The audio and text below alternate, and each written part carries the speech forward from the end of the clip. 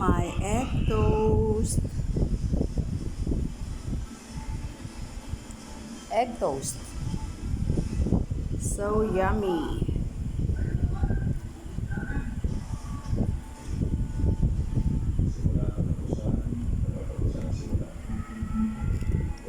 I prepared the egg sandwich. The egg mixture. So yummy.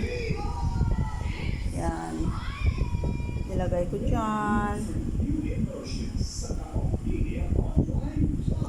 Ito po ang aking egg toast. Yan.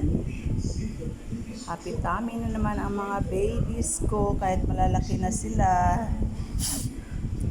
Happy tummy. Katatapos lang kumain ng dinner. Ito na naman.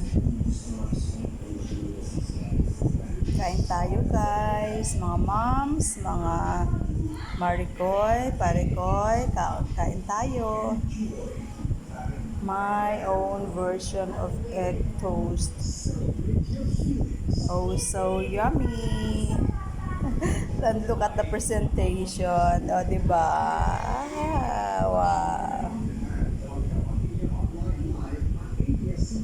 The presentation is awesome.